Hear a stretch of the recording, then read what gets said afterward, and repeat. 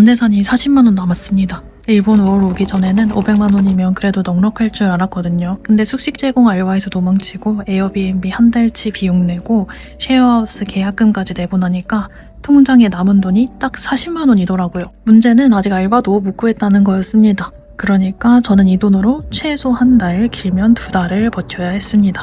그날부터 진짜 초절약 생존 모드에 들어갔습니다. 안녕하세요. 일본 워홀 온 지 2주 만에 통장 잔고 40만원 남은 그지 김거북입니다. 도망친 대가가 크네요. 어떡하겠습니까? 제가 선택한 길인데 감당해야죠. 솔직히 한국으로 돌아갈까 생각도 정말 많이 했습니다. 돌아가서 엄마가 해준 밥 먹으면서 다시 취업 준비나 할까? 그런 생각을 진짜 많이 했어요. 잠들기 전에도 하고 밥 먹을 때도 하고 지금 이 영상 편집하고 있는 순간에도 매 순간순간이 참 고민이네요. 근데 막상 비행기표를 찾아보다가 갑자기 피식 웃음이 나는 거 있죠? 아니 일본까지 와놓고 2주 만에 집에 간다고?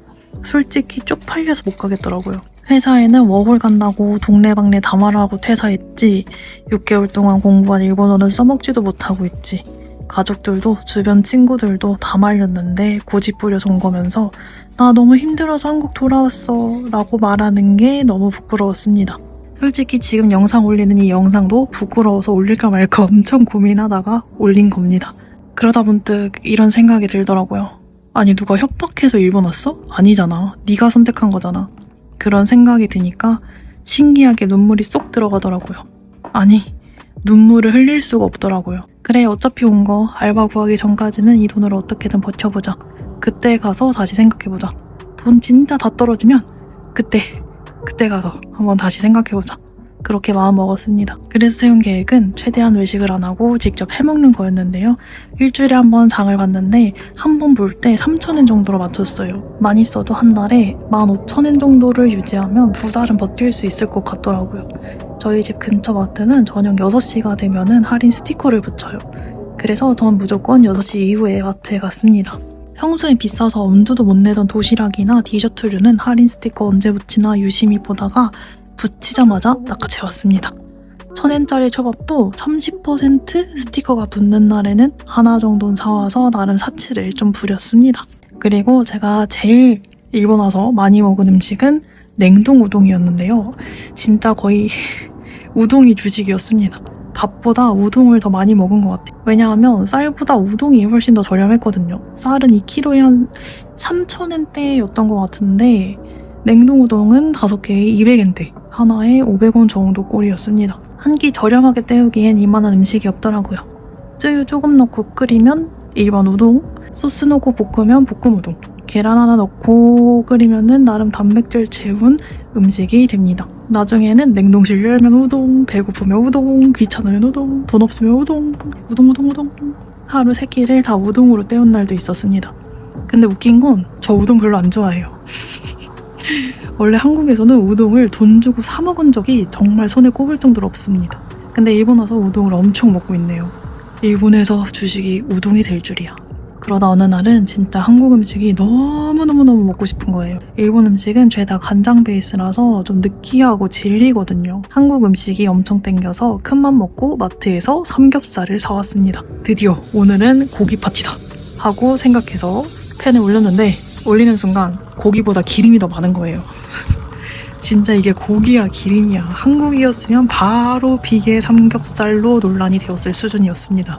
그리고 중간중간에 알바 면접도 계속 다니고 있는데요.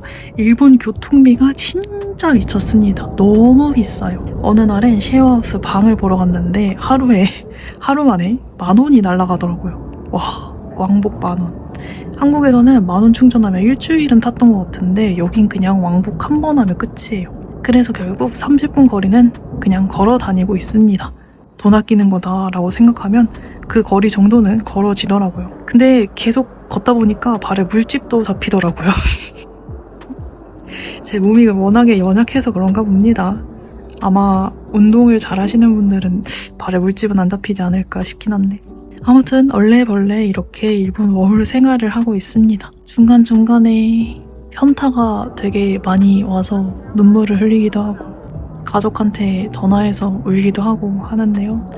원래 인간의 뇌는 행복했던 기억보다 고생했던 기억이 더 오래 남는다고 하잖아요. 그러니까 이 고생한 기억도 나중엔 다 추억이 될 거라고 나름대로 긍정적으로 생각을 해보려고 합니다. 헤맨 만큼 내 땅이라는 말처럼 여기서 헤맨 만큼 제 인생에 값진 경험이 될 수 있을까요? 어쩌면 저는 해외에서 살아남는 법보다 망해도 다시 일어서는 법을 배우고 있는지도 모르겠습니다. 정말 아주 솔직히 말씀드리면 제가 1년을 다 채우고 갈 수 있을지 모르겠어요.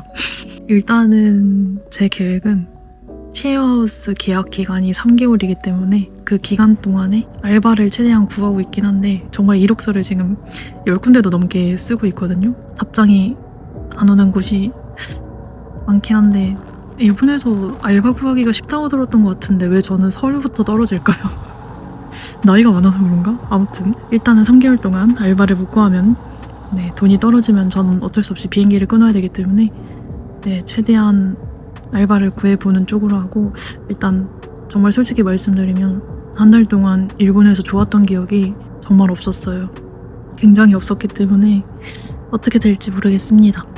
조기 귀국도 염두에 두고 있습니다. 아주 솔직히 말하면은 그래서 조기 귀국을 하더라도 중간에 만약에 한국에 돌아가게 되면 그것도 유튜브를 통해서 전달해 드리도록 하겠습니다. 제 소식을 궁금해할 사람은 없을 것 같긴 하지만 그럼 다마에서는 알바 합격한 걸로 꼭 영상을 만들고 싶은데 지금 구직한 지 한 2, 3주가 됐는데 아쉽게도 아직까지 연락 온 곳이 없기 때문에 다음화에는 좋은 소식을 들고 오길 바라며 안녕.